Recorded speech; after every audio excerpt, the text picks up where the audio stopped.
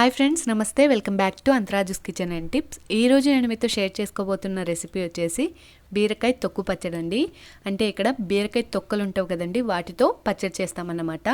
జనరల్గా మనం బీరకాయల్ని curry prepare చేయడానికి యూజ్ చేసి తొక్కల్ని పడేస్తూ ఉంటాం కదండి. అలా కాకుండా పీల్ చేసిన తొక్కలతో ఇలా పచ్చడి చేసుకున్నట్లయితే మరుసటి రోజు దోశల్లోకైనా, ఇడ్లీలోకైనా, ఈవెన్ ఎప్పుడైనా కర్రీ లేనప్పుడు రైస్లో కూడా తీసుకోవచ్చండి. చాలా బాగుంటుంది. పెరుగన్నంతో కాంబినేషన్గా ఇంకా బాగుంటుందండి.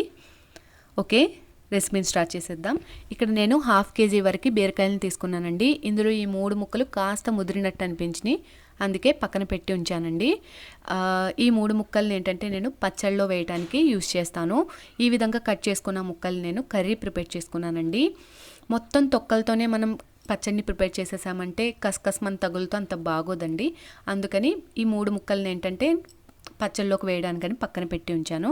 మనం తీసుకున్న 1/2 kg బీరకాయ తొక్కు ఉంటుంది కదండి, ఒలిచిన తొక్కల్ని ఈ విధంగా ఉప్పు నీటిలో వేసి ఒక 5 నిమిషాల పాటు నానబెట్టి శుభ్రంగా క్లీన్ చేసుకుని ఈ విధంగా జల్లెడలో వేసి వాటర్ అంతా వడగట్టుకున్నానండి. తర్వాత స్టవ్ మీద ఒక కడాయి నుంచి అందులోకి 2 టేబుల్ స్పూన్స్ వరకు ఆయిల్ని వేయండి. ఆయిల్ కాస్త వేడైన తర్వాత ఒక 9 పచ్చిమిర్చిని ఘాట్లు పెట్టి వేయండి. ఘాట్లు పెట్టడం వల్ల పచ్చిమిర్చి పేలకుండా ఉంటుంది. ఇక్కడ మీరు కారానికి తగ్గట్టు పచ్చిమిర్చిని యాడ్ చేసుకోవచ్చు. ఒకసారి కలుపుతూ వేయించుకోండి. తర్వాత అందులోకి 5 నుంచి 6 వెల్లుల్లి రెబ్బలను కూడా వేసి వేయించండి.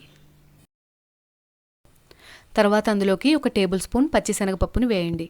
నేను ఇక్కడ వేయట్లేదు, కానీ మీకు కావాలంటే 1 టేబుల్ స్పూన్ నువ్వుల్ని కానీ లేదా 1 టేబుల్ స్పూన్ వేరుశనగ గుళ్ళని కానీ వేసి వేయించండి. టేస్ట్ చాలా బాగుంటుంది. తర్వాత ఇందులోకి 1 టీ స్పూన్ జీలకర్ర, మరొక టీ స్పూన్ మినప్పప్పు ఉంటుంది కదండి, మినప్పప్పుని వేసి స్టవ్ని మీడియం ఫ్లేమ్లో పెట్టుకుని దగ్గరే ఉండి దోరగా వేయించుకోవాలండి. సో ఇప్పుడు దినుసులన్నీ దోరగా వేగిపోయినాయి కదండి, వీటిని ఒక మిక్సీ జార్లోకి ట్రాన్స్ఫర్ చేసుకుందాం. తర్వాత అదే కడాయిలోకి మరొక టేబుల్ స్పూన్ వరకు ఆయిల్ని యాడ్ చేసుకుని మనం ముందు కడిగి పక్కన పెట్టుకున్నాం కదండి బీరకాయ తొక్కలు, వాటిని వేసేసేయాలి.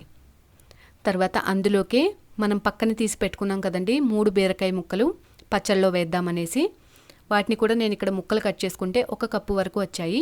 వాటిని కూడా వేసేసి రెండింటిని ఒకసారి బాగా మిక్స్ చేసుకుని స్టవ్ని సిమ్లో పెట్టుకుని ఆయిల్లోనే 2 కూడా చక్కగా మగ్గే విధంగా ఒక 5 నిమిషాల పాటు మూతను ఉంచి మగ్గించుకోవాలండి. సో ఇక్కడ నేను పచ్చళ్ళలో వేద్దామనేసి 2 బాగా పండిన టమాటాలను తీసుకున్నానండి. ఈ బీరకాయ తొక్కు పచ్చళ్ళలోకి టమాటా వేస్తే చాలా బాగుంటుంది. ఇప్పుడు ఈ 2 టమాటాలని చిన్న చిన్న పీసెస్లా కట్ చేసుకుని 5 నిమిషాల పాటు మగ్గిన బీరకాయ తొక్కల్లోకి వేసేసేయాలి.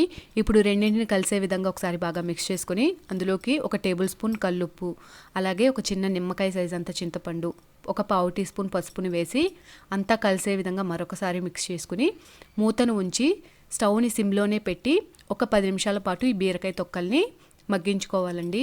మనకి ఈ బీరకాయ తొక్కలు ఎంత బాగా మగ్గితే అంత టేస్టీగా పచ్చడి వస్తుంది. 5 నిమిషాల తర్వాత మూతను తీసి చూసామంటే ఈ విధంగా బీరకాయ తొక్కలు అలాగే టమాటాలు సాఫ్ట్గా అయ్యి ఉంటాయండి.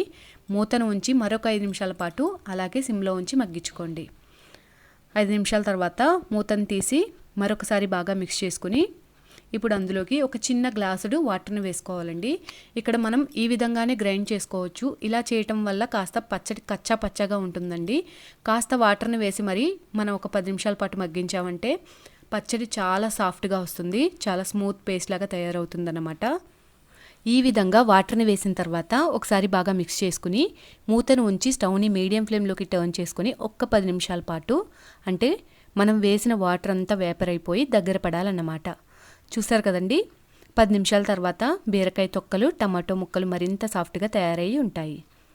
ఇలా వాటర్ని వేసి ఉడికించుకోవడం వలన పచ్చడి ఏమీ పాడవదండి. ఫ్రిడ్జ్లో ఉంచి స్టోర్ చేసుకున్నట్లయితే 1 వీక్ దాకా నిల్వ ఉంటుంది. చూసారు కదా, మనకి బీరకాయ తొక్కలు ఇలా దగ్గర పడిన తర్వాత చివరిగా ఒకసారి బాగా మిక్స్ చేసుకుని స్టవ్ ఆఫ్ చేసేసుకుని చల్లారనివ్వండి.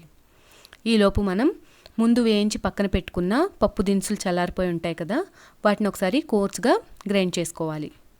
ఇప్పుడు ఇందులోకి చల్లారిన బీరకాయ తొక్కల్ని వేసేసి వాటర్ వేయకుండా మెత్తని పేస్ట్ లాగా బ్లెండ్ చేసుకోవాలి. ఇప్పుడు ఈ పచ్చడిని ఇలాగే తినొచ్చండి, లేదా తాలింపు పెట్టి తినొచ్చు. తాలింపు పెడితే ఇంకాస్త బాగుంటుంది కాబట్టి తాలింపు వేసుకుందాం. తర్వాత స్టవ్ మీద ఒక చిన్న మూకుడిని పెట్టి అందులోకి 1 టేబుల్ స్పూన్ వరకు ఆయిల్ని వేసి వేడైన తర్వాత 1 టీ స్పూన్ ఆవాలు, 1 టీ స్పూన్ జీలకర్ర, అలాగే 1 టేబుల్ స్పూన్ పచ్చిశనగపప్పు, 2 ఎండుమిర్చి, కొద్దిగా కరివేపాకు ఇలా ఒకదాని తర్వాత ఒకటి వేసి కలుపుతూ దోరగా వేయించండి. వేగిన తాలింపుని గిన్నెలోకి తీసుకున్న పచ్చళ్ళలోకి వేసేసేయండి. అంతేనండి, ఎంతో రుచిగా ఉండే బీరకాయ తొక్కు పచ్చడి రెడీ. మనం పనికిరాదని పారేసే తొక్కలతో కూడా ఇలా టేస్టీగా ఉండే పచ్చడిని తయారు చేసుకుని టిఫిన్స్తో కానీ వేడివేడి అన్నంలో నెయ్యి వేసి ఈ పచ్చడితో కానీ తింటే అద్భుతః అంటారు. తప్పకుండా మీరు ట్రై చేసి చూడండి.